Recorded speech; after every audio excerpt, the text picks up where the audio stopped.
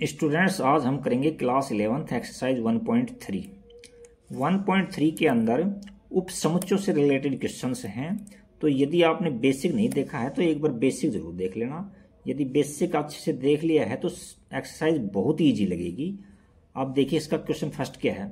रिक्त स्थानों में प्रतीक सबसेट का है और नोट सबसेट को भर करके सही बनाइए।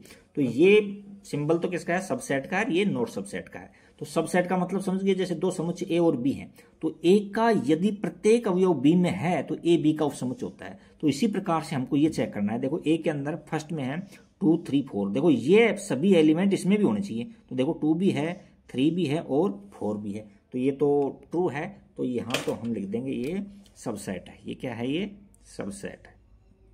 ये बढ़ देंगे। इसमें ए बी सी, देखो इसमें ए नहीं है, तो यानी कहने का मतलब ये सारे एलिमेंट इसमें होने चाहिए थे, लेकिन नहीं है तो नोट सबसेट भर दो आप, नोट सबसेट। थर्ड है एक्स सच दैट एक्स आपके विद्यालय की कक्षा 11 का एक विद्यार्थी है, यानी 11th का स्टूडेंट है कोई, ठीक है।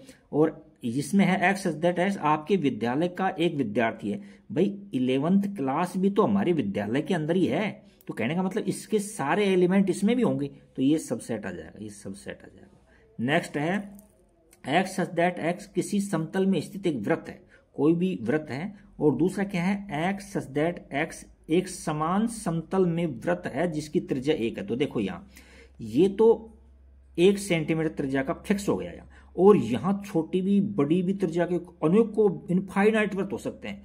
तो ये तो इसमें है ही नहीं ना, तो यहाँ तो नोट सबसेट भर देंगे, नोट सबसेट।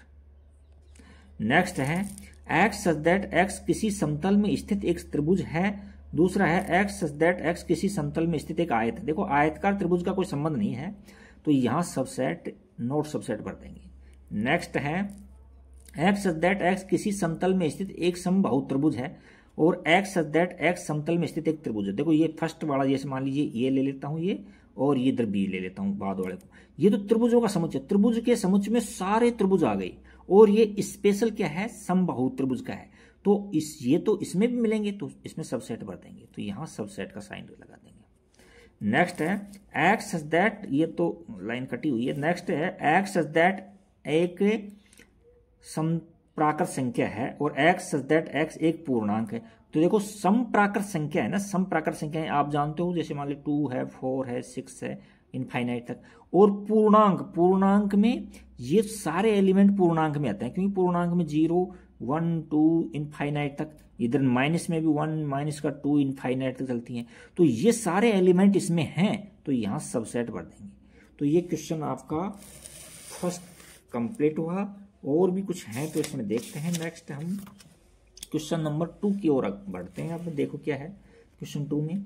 जांच कीजिए कि निम्नलिखित कथन सत्य हैं या असत्य हैं। 1 नंबर पर इसने पहले से ही फिल कर रखा है, उसने भर रखा है ब्लैंक को। तो A, B और यहाँ AB है, तो ये सारे एलिमेंट तो इसमें हैं। तो सारे एलिमेंट होते हैं जब ये साइन लगता है सबसेट का, बट यहाँ तो नोट सबसेट बता रखा है, तो ये असत्य हो जाएगा। ये क्या हो जाएगा? फॉल्स कर देता हूँ, या फॉल्स कर देता हूँ, असत्य हो जाएगा। नेक्स्ट है A, E x such that अंग्रेजी वर्णमाला का स्वर है। तो स्वर के अंदर क्या होते हैं? ए भी आता है, A, E, I, O, U आते हैं। तो देखो ए और ई है, ये तो दोनों है इसके अंदर, तो ये सबसेट है, ये तो ट्रू है। ये क्या है? ये सत्य है, ट्रू है। नेक्स्ट है 1, 2, 3 और सबसेट है 1, 3, 5। और देखो यार 2 है ना, जो इसमें नहीं है, तो नहीं है तो सबसेट नहीं होना चाहिए था, तो ये तो फॉल्स हो जाएगा।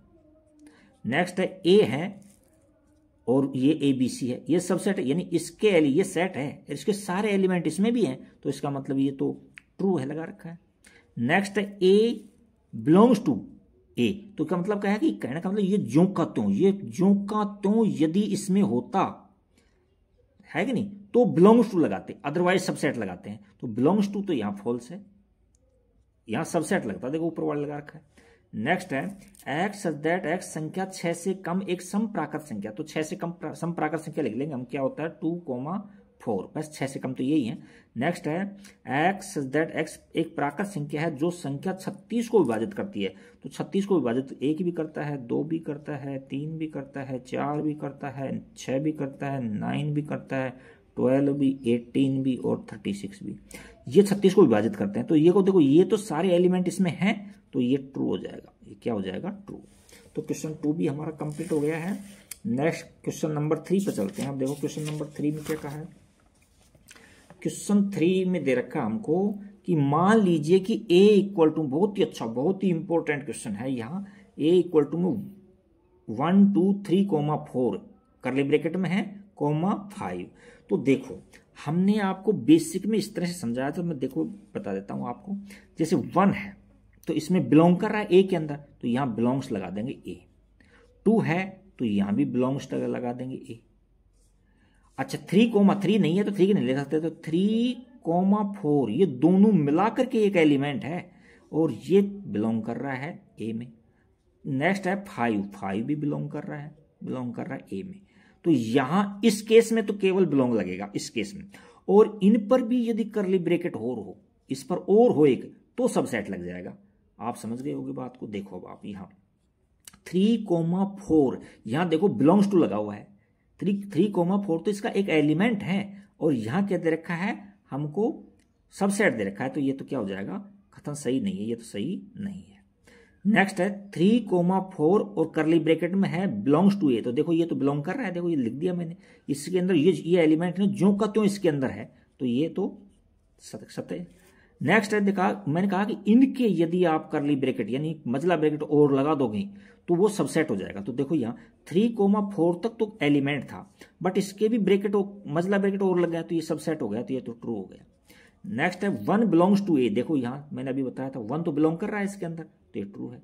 1 सबसेट है ए, ये गलत है, क्योंकि यदि इसके करली ब्रैकेट लगाएंगे हम, यानी मजला कोष्टक लगाएंगे ना, तो ही सबसेट होता, वरना ये फॉल्स है।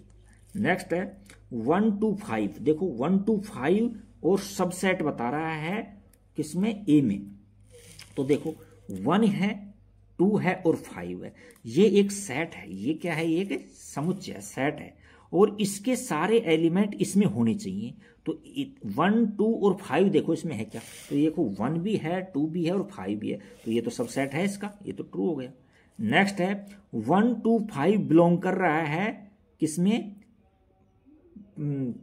ए के अंदर। तो 1 2 5 देखो 1 2 5 बिलोंग कर रहा है इसके अंदर है ये, लेकिन यहां मजला ब्रैकेट लगा रहा है, तो मजला बिलोंग्स टू, देखो वैसे मैंने लिस्ट बना रखी है, इसमें देखो ये बिलोंग्स टू, इनके अलावा एक भी बिलोंग्स टू नहीं आएगा। तो देखो यहाँ 1 2 5 इसमें है नहीं, तो इसका मतलब ये फॉल्स है, सही नहीं है। 1 2 3 सबसेट है ए का, देखो इसके सारे एलिमेंट इसमें होने चाहिए, तो 1 2 3 देखो इसमें है ही नहीं। 1 2 3 तो एक 3 और 4 मिला करके हैं, अकेला नहीं है, तो ये क्या है? सबसेट है नहीं है, तो फॉल्स हो जाएगा। नेक्स्ट है 5 बिलोंग्स टू ए। देखो 5 बिलोंग्स टू ए, हमने बिलोंग्स की लिस्ट बना दी, अब इनके अलावा एक भी बिलोंग नहीं आएगा, क्योंकि 5 इसमें एलिमेंट होगा, जब लगा के बिलोंग्स टू लगेगा, तो ये तो फॉल्स हो जाएगा, सही नहीं है। नेक्स्ट है 5 सबसेट है। ये देखो एक प्रॉपर्टी होती है कि 5 होता है जो सभी सेट्स का सबसेट होता है, तो ये ट्रू है, फॉल्स ट्रू है, सही है एक। और 5 है जो सबसेट है ये, तो देखो ये अब ये कि एलिमेंट हो गया ये, तो ये देखो यहां देखो 5 सबसेट ए बता रहा है, ये तो इसका गुणधर्म है, क्योंकि 5 सभी का सबसेट होता है। लेकिन ये नहीं है, ये फॉल्स हो जाएगा, क्योंकि ये अब ये एलिमेंट हो गया, इस समुच्चय के अंदर 5 एक एलिमेंट हो गया, और ये इस तरह से इसमें सबसेट है नहीं, रॉन्ग है इसका। तो क्वेश्चन नंबर 3 हो गया, इसको अच्छे से देखना, 2 बार करना इस क्वेश्चन को, बस यही क्वेश्चन थोड़ा हार्ड था इसमें, बाकी तो सारे इजी क्वेश्चन है। नेक्स्ट क्वेश्चन 4 देखिए, निम्नलिखित समुच्चयों के सभी उप समुच्चय लिखिए। तो उप समुच्चय लिखना मैंने आपको सिखाया था एक बार, देखो ए के उप समुच्चय क्या हो जाएंगे, यहां लिखता हूं उप समुच्चय, उप समुच्चय। देखो सब हमारे पास में आपको एक गुणधर्म बताया था कि 5 होता है ना, जो सबका उप समुच्चय होता है, सभी समुच्चयों का उप समुच्चय होता है, तो एक तो 5 और एक ए, यही हो जाएगा इसके अंदर, बस 2 ही। नेक्स्ट है इसमें, यहां देखो इसके उप समुच्चय निकालेंगे तो कैसे हो जाएंगे, एक तो 5 हो जाएगा, एक सिंगल एलिमेंट लोग ए हो जाएगा और बी हो जाएगा। अब दोनों मिलाकर ले लो ए कोमा बी, तो ये इसके उप समुच्चय निकल रहे हैं। और उप समुच्चयों की संख्या किस तरह से, कौन से फॉर्मूले से निकालते हैं, 2 की पावर n वाले फॉर्मूले से हम निकालते हैं। यहां देखो 1 2 और 3 है, तो इसके उप समुच्चय किस तरह से निकालेंगे हम, एक तो देखो 5 लिखो सबसे पहले, फिर सिंगल बनाओ, 1 का सेट बना दो, फिर 2 बना दो, फिर 3 बना दो, फिर 2 मिला करके 1 2 1 2 2 3 1 3 और एक तीनों को मिलाकर लिखो 1 2 3। देखो 8 एलिमेंट हो जाएंगे, 8 हैं, 1 2 3 4 5 6 7 और 8। इन 2 की पावर n से चेक कर लो, 2 की पावर 3 रखोगे तो 8 ही आएगा। ये फाई है, फाई का उपसमुच्चय पूछा, तो फाई का उपसमुच्चय क्या होता है? फाई होता है। फाई का उपसमुच्चय क्या होगा? फाई होगा। नेक्स्ट है P ऑफ A में कितने अवयव होंगे यदि A है इक्वल टू में फाई, यानी A है जो रिक्त समुच्चय है, तो इसके A के उपसमुच्चय निकालेंगे पहले हम। तो A के उपसमुच्चय तो क्या हो जाएगा? फाई हो जाएगा, क्योंकि फाई का एक गुण धर्म है कि फाई होता है सभी का उपसमुच्चय होता है, सभी समुच्चय का उपसमुच्चय होता है। और इसके भी वो लगा दें अपन, मजला ब्रैकेट लगा दें तो वो P ऑफ A हो जाएगा। तो इसके भी मजला ब्रैकेट लगा दिया, तो कहने का मतलब एक अवयव आ गया। कितने अवयव हो गए? देखो एक अवयव हो गया, तो इसका 1 आंसर आ जाएगा। नेक्स्ट है निम्नलिखित को अंतराल रूप में लिखिए। देखो ये समुच्चय निर्माण रूप है, अब इंटरवल फॉर्म में लिखेंगे हम। तो आपको बताया था x such that x belongs to r।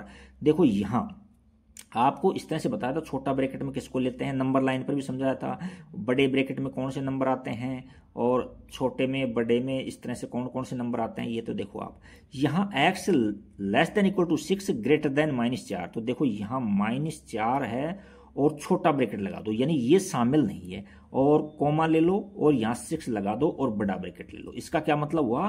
तो 6 तो इसमें शामिल है और 4 शामिल नहीं है।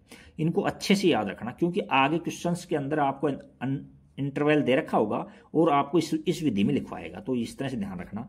दूसरा है x such that x belongs to r, और x less than -10 greater than -12 ये दे रखा है। तो देखो यहाँ -12 बट छोटा ब्रैकेट लगेगा, कोमा -10 यहाँ भी छोटा ब्रैकेट लगेगा। देखो क्योंकि यहाँ इक्वल साइन नहीं है इसलिए यहाँ छोटा ब्रैकेट लगेगा।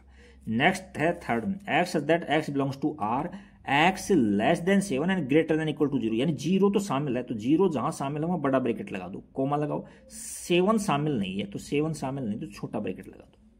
नेक्स्ट है x such that x belongs to r, x less than equal to 4 greater than equal to 3, तो यहाँ 3,4 लिख दो और दोनों बड़े ब्रैकेट लगा दो। क्यों? दोनों साइड में बड़ा ब्रैकेट, क्यों? क्योंकि ये भी शामिल है और ये भी शामिल है। तो ये था अंतराल रूप में, ये समुच्चय निर्माण विधि में लिखा हुआ था और ये इसको हमने इंटरवल फॉर्म में लिख दिया। अब आपसे उल्टा कहेगा, ऐसे दे देगा, आपसे ऐसे लिखवाएगा इस तरह। तो देखो अगला नेक्स्ट क्वेश्चन क्या है, क्वेश्चन नंबर 7 देखते हैं हम। निम्नलिखित अंतरालों को समुच्चय निर्माण रूप में लिखिए। तो देखो आपको अभी बताया था हमने, दोनों क्या है छोटे ब्रैकेट में लिखे हुए हैं, तो यहां लिखो इस तरह से कि x such that x belongs to r, ये तो लाइन सब में आएगी। उसके बाद में आप यहां x लगा दो और लेस देन ये नंबर लिख दो और ग्रेटर देन ये नंबर लिख दो -3, ये और ब्रैकेट में बंद कर दो मजला में। देखो यानी 0 भी शामिल नहीं है और -1 भी शामिल नहीं है, -3 है, ये -3 भी शामिल नहीं है इसके अंदर। आपको सिंपल सी ट्रिक्स है, x बिलोंग्स टू r तो सब में लिखना पड़ेगा, बाकी आप बीच के अंदर इन सब के बीच में x लगा दो और जहां बड़ा ब्रैकेट है वहां लेस देन इक्वल टू और छोटा ब्रैकेट है वहां लेस देन वाला, यानी इक्वल टू का साइन नहीं आएगा। तो दूसरे को कैसे करेंगे, देखो इसको लिख देंगे हम x such that x belongs to r, फिर कोमा लगाओ। यहाँ देखो दोनों साइड में बड़ा ब्रैकेट है, तो यहाँ इन दोनों नंबर्स के बीच में x दे दो, x को दे दो और इधर 12 लिख दो और इधर 6 लिख दो। अब यहाँ भी less than equal to sign और यहाँ भी इस तरह का साइन। तो यहाँ कैसे पढ़ेंगे, x less than equal to 12 and greater than equal to 6, ऐसे पढ़ेंगे इसको। नेक्स्ट क्वेश्चन है, देखो 6 छोटे में है, ये बड़े में है, तो इसको इस तरह से लिखेंगे कि x such that x belongs to r, comma में यहाँ x को बीच में दे दो, दोनों के बीच में दे दो, एक इधर 12 लिख दो इधर 6 लिख दो। अब यहाँ बड़ा ब्रैकेट है तो लेस देन इक्वल टू का लगा दो और यहाँ छोटा ब्रैकेट है तो केवल इस तरह से लग जाएगा, इक्वल टू नहीं लगेगा। तो इसको किस तरह से पढ़ेंगे, x less than equal to 12 and greater than 6। Next है देखो 3 पर है ब्रैकेट है कैपिटल, तो इसको इस तरह से लिखेंगे हम x such that x belongs to r, फिर कॉमा लगाओ, फिर यहाँ बीच में दोनों के में लिख दो x को, यहाँ 5 और यहाँ माइनस का 23, ये लिख दिया। अब देखो यहाँ देखो बड़ा ब्रैकेट नहीं है, छोटा है, तो यहाँ केवल लेस देन लगा दो, और यहाँ शामिल है इसके अंदर तो लेस देन इक्वल टू वाला साइन लग जाएगा। इसको कैसे रीड करेंगे, x less than 5 and greater than equal to -23। तो ये था इंटरवल फॉर्म का सेट बिल्डर फॉर्म में निरूपण। निम्नलिखित नेक्स्ट क्वेश्चन, निम्नलिखित में से प्रत्येक के लिए आप कौन सा सार्वत्रिक समुच्चय प्रस्तावित करेंगे। तो देखो हमने सार्वत्रिक का मतलब यूनिवर्सल सेट पूछा है। 1 नंबर पर समकोण त्रिभुजों का समुच्चय, 2 नंबर पर समद्विबाहु त्रिभुजों का समुच्चय। यदि हम एक समुच्चय ऐसे ले लें, समुच्चयों का त्रिभुजों का समुच्चय ले लें, त्रिभुजों का समुच्चय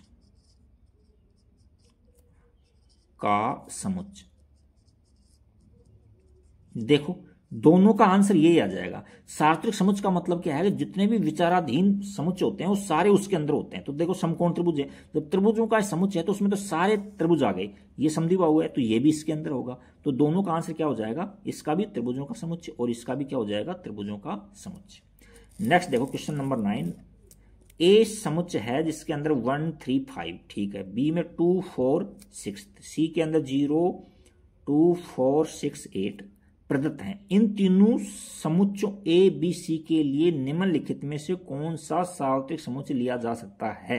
देखो ये सारे एलिमेंट उस समुच्चय के अंदर आ जाने चाहिए, तो उसको हम सार्वत्रिक कहेंगे। देखो यहाँ 0 से लेकर 6 तक है, लेकिन 8 नहीं आ सकता इसके अंदर, 8 नहीं है तो इसको हम नहीं ले सकते, इसको तो लेंगे ही नहीं हम।